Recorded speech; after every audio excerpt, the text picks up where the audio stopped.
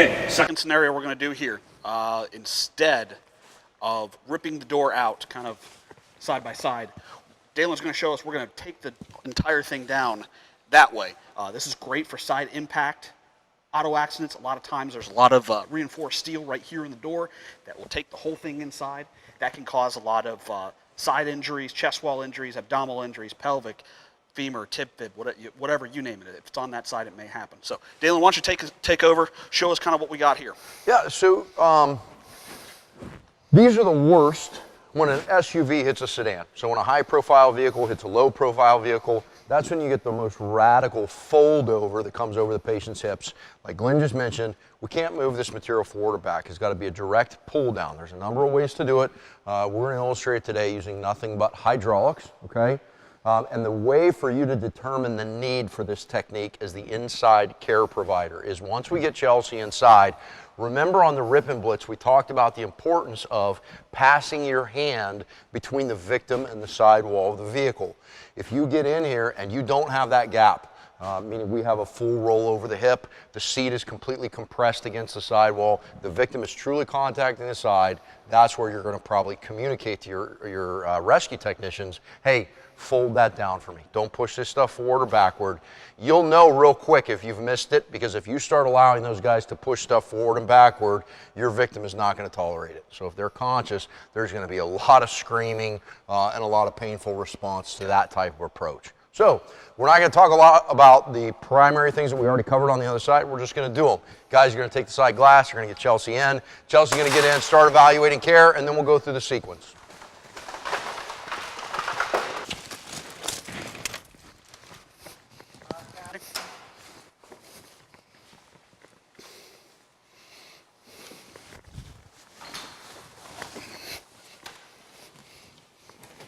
Chelsea. Okay, so the first step in this extrication sequence is a high cut on the B post. We're also going to take the sail panel glass, and then we're going to take the front glass as soon as Chelsea has the patient covered and is ready for the front glass to be taken. So we get her another blanket, get her all that she needs to get him covered up. Okay. Glass coming out.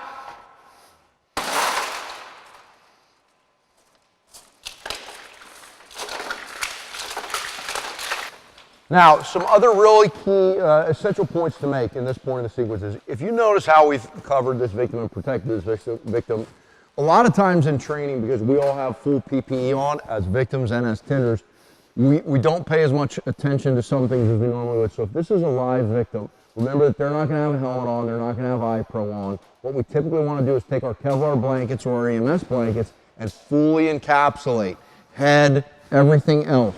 As soon as you cover up a victim, their anxiety level is going to go through the roof. So, key communications with the victim, okay? Between Chelsea and your extrication team leader, there needs to be a lot of verbal interaction with the victim to let them know what's going on, especially once you cover their faces. So we often encourage the interior provider, when you pull that blanket up over their head, there is nothing wrong with poking your head under the blanket with them and just being right in their ear, talking to them, reassuring them, and letting them know the sequence of events.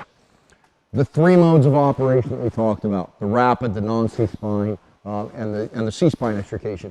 Those are also very crucial moments of conversation before the sequence starts.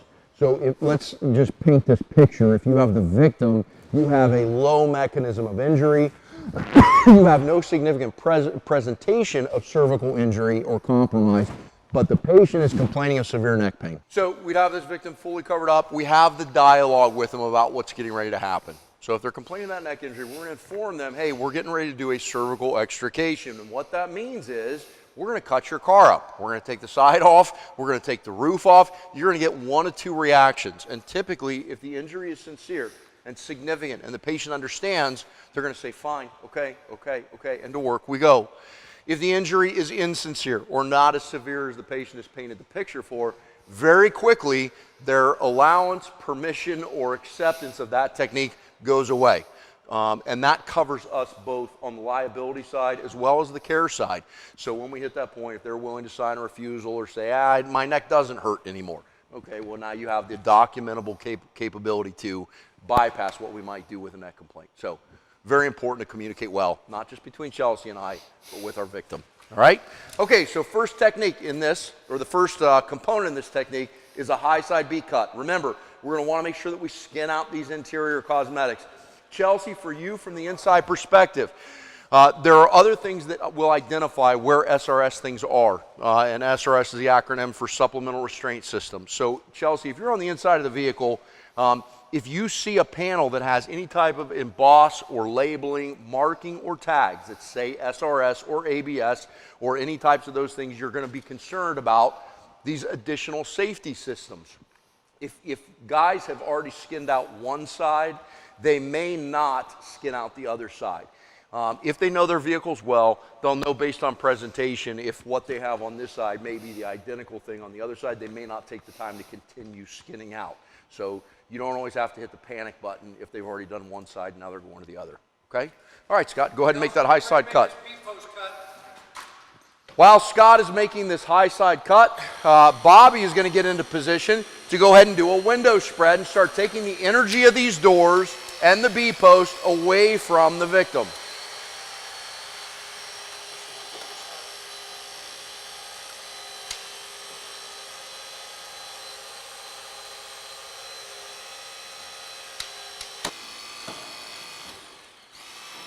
Okay, as soon as Scott makes that cut, he's going to drop his tool and he's going to go ahead and cut the seat belt. While he's cutting the seat belt, Bobby's starting the window spread back here.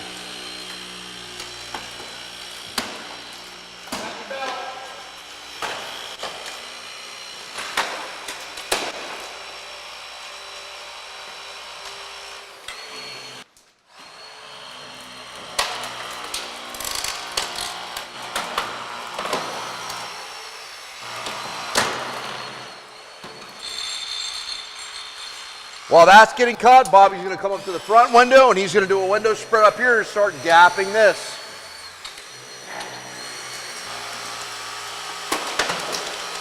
Okay, stop right there real quick. Come around to this side. All right, Chelsea, we're getting ready to cut low on that bead. Okay, so a couple important things I want to point out as far as benefits to this technique right away, okay?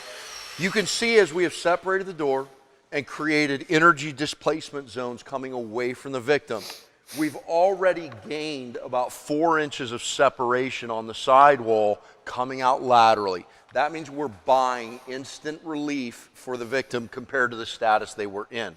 The goal always, remember, is to let the victim drive the rescue, let the EMT inside of the vehicle drive the rescue, and try and accommodate the victim's needs as quickly as possible. So big advantage of this is getting that displacement instantly. Go ahead, Scott, and go ahead, Bobby. Take the cut down here, Chelsea.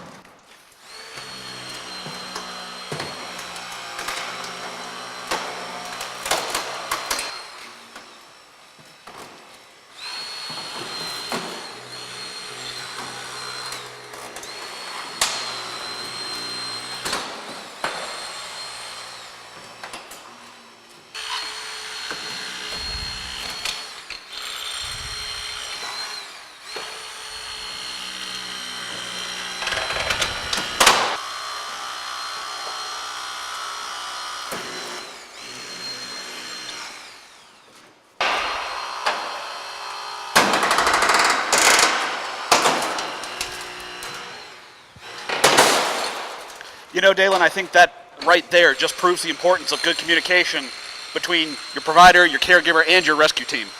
Right. So as this releases, one other thing that Chelsea, you want to watch an eye or keep an eye on is this rear door. When this rear door hinges forward like this, if it loads on the ground when we're trying to displace that front side, the vehicle is going to go up in the air. And a lot of times guys will lose sight of this on the rescue team. Gotcha. So when this compresses, if you feel a shift, remember you have the absolute authority and help to say, hey, stop. Safety violation. Let's close that door up a little bit, and then let's get back in there and do our push. So we've completely weakened this. We've taken all the load off the victim, and now is all we're going to gain is access for packaging and removal, okay? So we're going to go ahead and take our ram. We're going to remove these weather strips. We're going to remove our cosmetic off of our B. We've created a small shear cut on the bottom of the B, just like we did for a rip and blitz. We're going to close our doors up a little bit, and then we're going to walk all of this down and shear it forward. A lot of times this is a two-man operation where one rescuer is going to hold the base of the ram and the other rescuer is going to place the high side of the ram.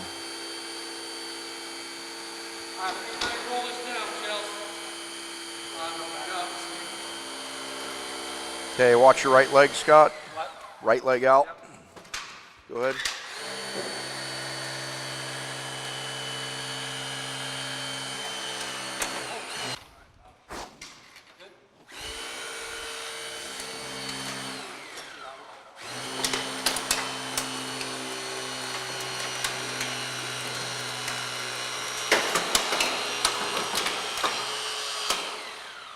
Okay, once we've driven this down, we can now remove our ram and we have full access to the patient. If our doors are still in the way and we want them completely removed so that we have a good platform to access, we've minimized this cut now by preloading that with a relief cut. We're going to take our cutters, we're going to come in vertically below the seatbelt pretensioner, and we're going to make this cut. So on these seatbelt pretensioners, Chelsea is the interior person, and those of you watching, these outside capture elements on the pretensioner is where the hazards are at. If we cut into these, some of them have a ribbon spring in them, which is just like a can of snakes. It's going to open up like a coil. It's not going to hurt you, injure you. It's just going to scare you.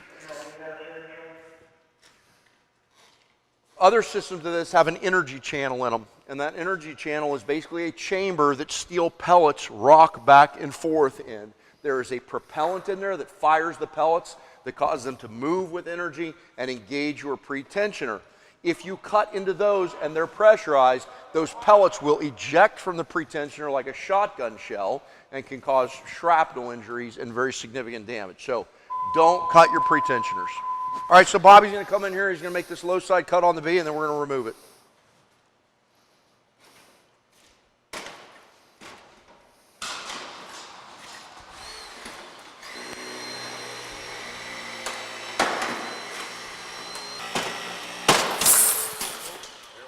There's your ribbon.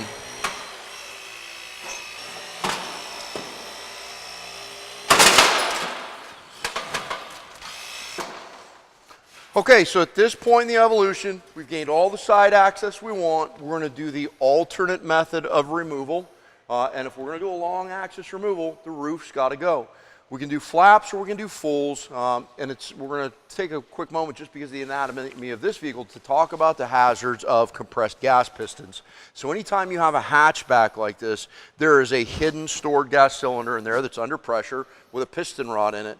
If guys jump right into those C-posts and cut those and it's compressed, the rod can fracture and displace or blow out of that canister of stored gas that is compressed in.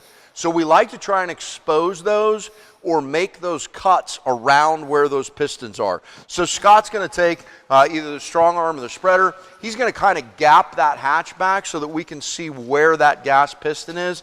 And then we have the choice of either removing it, we'll talk about that, taking the hinges, or just identifying it, working around it, and going ahead and making quick cuts on the C and the A.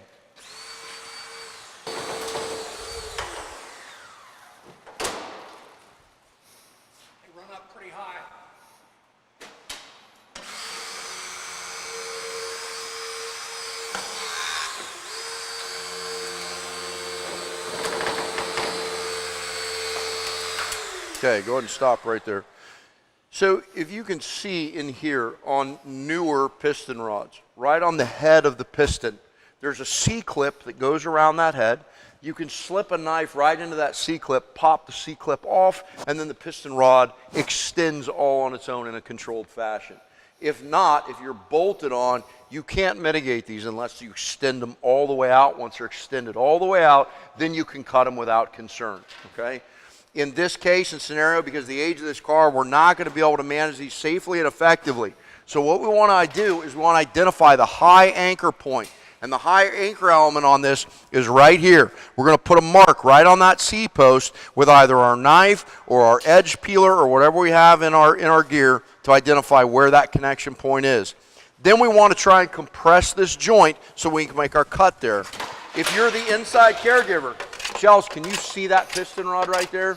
So that's a huge safety concern for her. She's the most exposed to that rod. While this is going on, you would want to keep an eye on that and make sure if these guys start to cut, and it looks like they're going to cut this rod, stop them and redirect their tips so they're outside of that zone.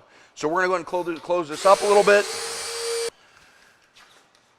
The other option to extend these is we can go back to the latch mechanism and pop the hatchback, or we can separate the hinge points and cut the hatchback. All viable options, okay? For this scenario, just so that we have full access, we're going to totally remove this hatchback. So Scott's going to go back. He's going to get into this gap right here. He's going to get a big spread, and we're going to blow out that latch mechanism.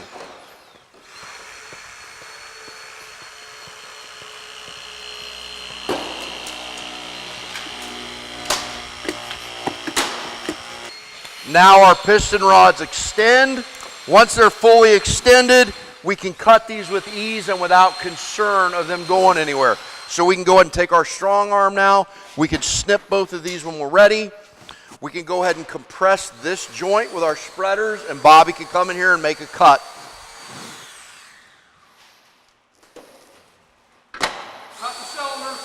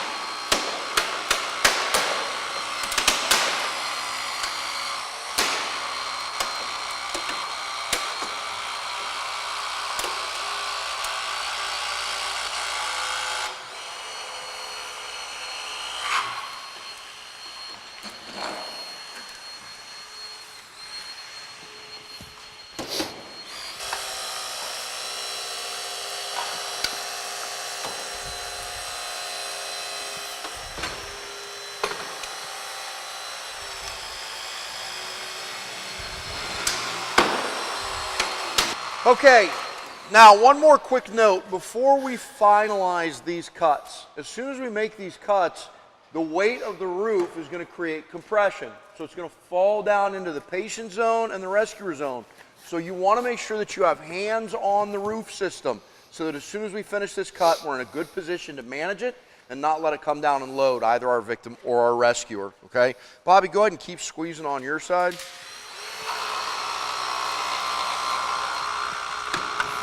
Hold on, Scott. Hold on, buddy.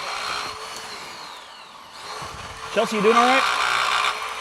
Yeah, but we just don't have any hands on it. Okay. Another quick note, especially around here, there are opportunities and times where you don't have the manpower to accommodate all of the positions, parts, and pieces that you need. So if we're getting a lot of roof compression, we've got two guys working on tools, and we don't have enough hands to efficiently, effectively, and safely manage this roof line for Chelsea and the victim. Make sure that your rescue company knows that you're getting encroachment and have them capture this zone, okay? So if we're short on hands, we can very quickly grab a telescoping ram, run that telescoping ram from our rocker rail up to our roof line and support this roof point while the rest of the cuts are made. It functionally acts as a person until we're ready to remove load. Gotcha. You can't leave it in place because it can just simply swing out and strike someone once we start weakening the compression. But it's a good quick fix until we have everything in place. Bobby, go ahead and grab that ram. Let's just go ahead and put that ram in place and go ahead and get a little bit of pressure on that. When your rescuers do this, you also want to make sure that they don't over-pressurize the roof. So if they drive this ram up to the point that they're putting a lot of underside load on the roof, and then they try and complete their cuts, you're going to get a very radical reaction on the roof once the cut is made. So Bobby's going to extend this up just until he has a touch and a moderately good marriage up there.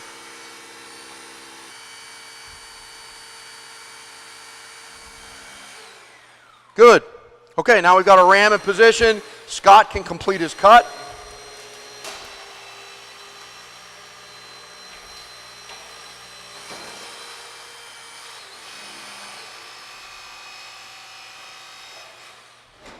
And we're through, and that load's totally on the ram now. Now Bobby can go over to the other side, leave the ram in place, and he can go facilitate Scott's operation on the other side by hand. Go ahead, Bobby. I'll keep an eye on your ram. Chelsea, if this ram is close to you and it's not tended, you'd want to make sure you keep an eye on this to make sure that this doesn't get weak or unloaded and hit you, strike you, or hit the victim. Easy, Scott.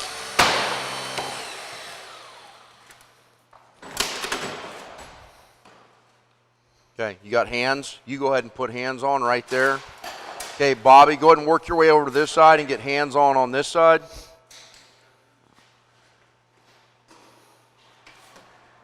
Okay, I'm going to go ahead and withdraw this ram as soon as you get hands here, and then we'll make that final cut on the A. Got it? Coming down.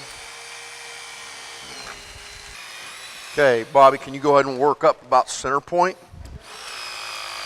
Okay, cutting A. Yep. Okay, inside rescuer, you ready on roof? Okay, rescuer's ready on roof. A going. We're going back with it. Okay. Straight back. And you're cut.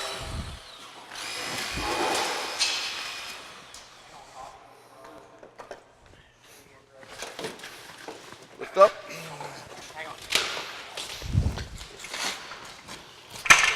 Good.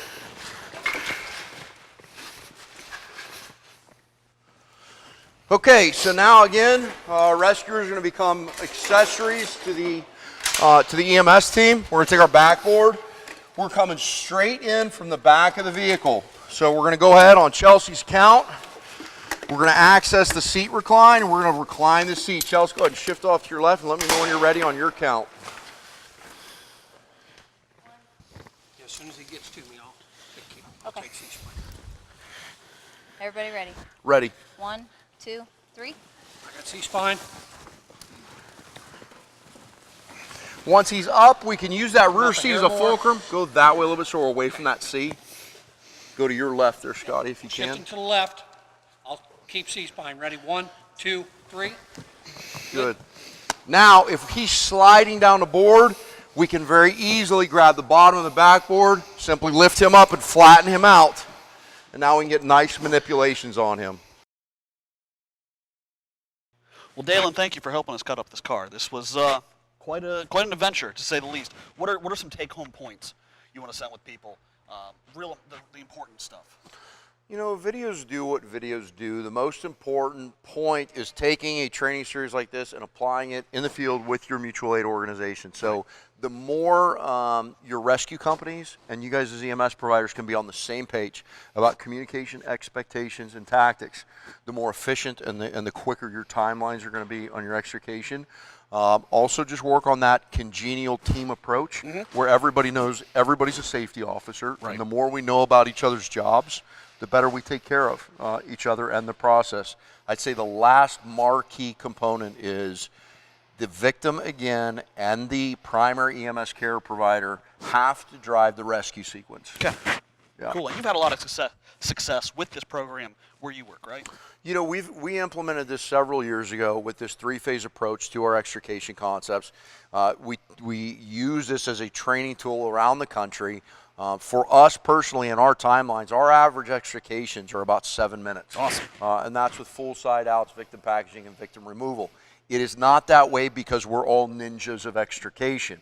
It is that way because we have a very cohesive approach between our EMS personnel and our rescue personnel. So it's all about teamwork, and it's all about knowing how to deploy your tools together. Awesome. Well, thank you so much again for helping us with this. That'll do it for this episode. Hope you enjoyed it. If you need to know more, come visit us, delcoems.org. Check out Rescue Methods. What's the website for Rescue Methods? RescueMethods.com. And you can see their YouTube channel or Facebook page. Everything is right there, right? Yep, we've Awesome. got massive volumes of videos on fire and technical rescue stuff, as well as all of our direct delivery training. So check us out. Cool. Well, special thanks to Berlin Township Fire, first of all, to Dalen, and to Rescue Methods for helping us with this.